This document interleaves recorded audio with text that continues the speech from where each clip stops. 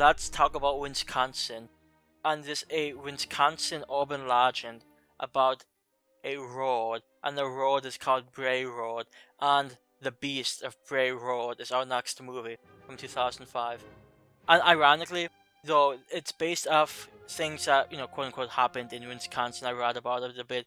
The movie was filmed in California, which you can sort of tell from the California license plate on the police cars. Um, but it's a low budget werewolf movie. There's some mysterious killings going on. This one cop gets involved looking for somebody, then finds a body. A cryptozoologist comes to this small town, and they just try to investigate the beast. It's not necessarily like the most impressive werewolf movie out there, but at the same time, it's not like there's that many werewolf movies out there that are of good quality anyway, to be entirely honest. I mean, I wish there were more really good werewolf movies, there just aren't. So, I've seen this one before, and I may have enjoyed it a little bit more this time around. And I don't even think it's a necessarily terrible movie. And I have a few reasons, but before that, what are your takes on this one? Yeah, I saw this. Before I watched it, I thought, I think I've seen this before, but apparently I was thinking of a different movie. There's so many cheap werewolf movies out there these days that it's not hard to get them mixed up. But this movie's got some decent gory attacks in the movie. I mean, that's the one thing I think that it has going for it. But it's not like anything that, once the movie's done, you're going to be talking about weeks from now.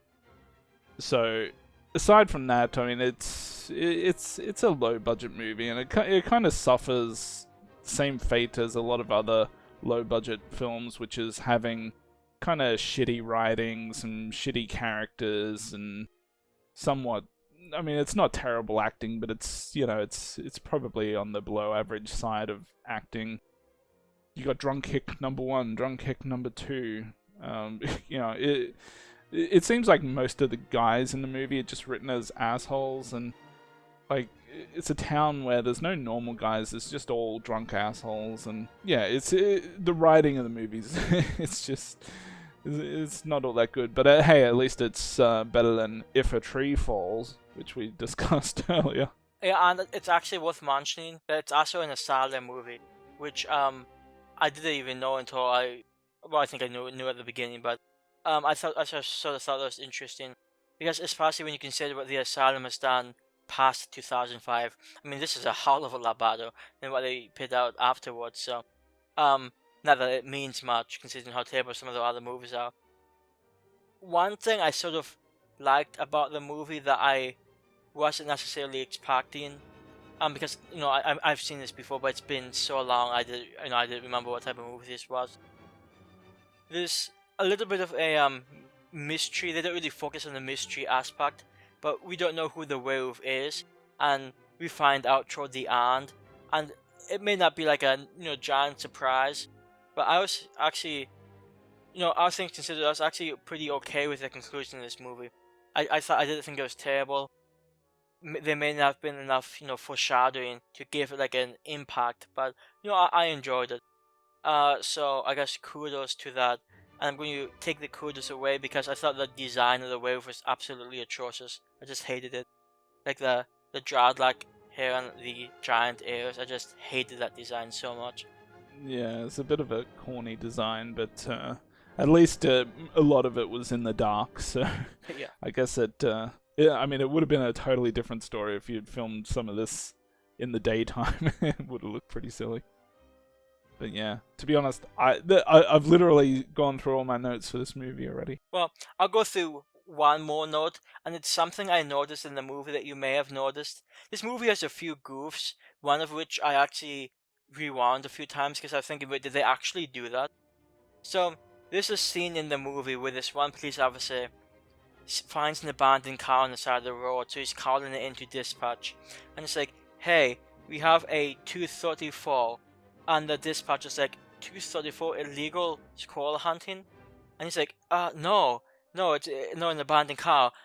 And the dispatcher replies, oh, well, that's a 234. It's the exact same number. which I rewound a few times because I couldn't believe they made such a simple mistake like that. So, I mean, and, it's not like that takes too much away from the movie. It's a low budget movie. It's it's what you would expect from like a mid 2000s low budget werewolf movie. And I'll be honest, I didn't have that bad of a time with it. It wasn't great. Special effects, were pretty solid. Some of the characters were pretty iffy, but I had an okay time with it. Definitely a better time than I thought I would have. So, I'm actually going to give this movie a 6 out of 10, which is, as Chucky said earlier, it's still below average for me. But it's a movie I could see myself rewatching in the future, and I know I'll probably be okay. So 6 out of 10 for The Beast of Bray Road.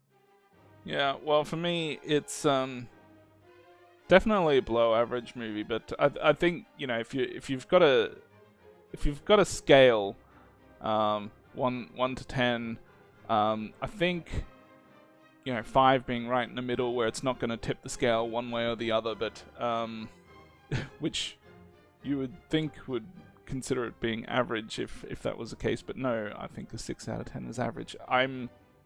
I feel like the scale is tipping slightly towards the bad side, and for it to do that, it would have to be sitting probably on a 4. So, visually on using a scale to try and come up with my rating for this one, I'm going with a 4 out of 10, which isn't terrible, but it is on the wrong side of good.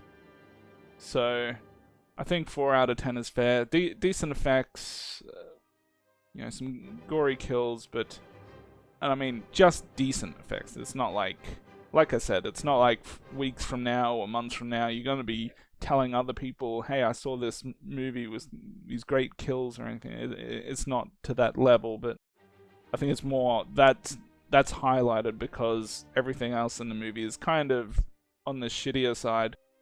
So outside of the effects, yeah, not a lot going for it. Story, characters, the writing, and that's how you rate a movie. Yeah, I mean, I don't think most people would call this movie as talented, but like I said, given the lack of really good werewolf horror movies out there, if you do happen to be like a werewolf fan and you haven't seen this one, honestly, you could do a lot worse than this, so just check it out.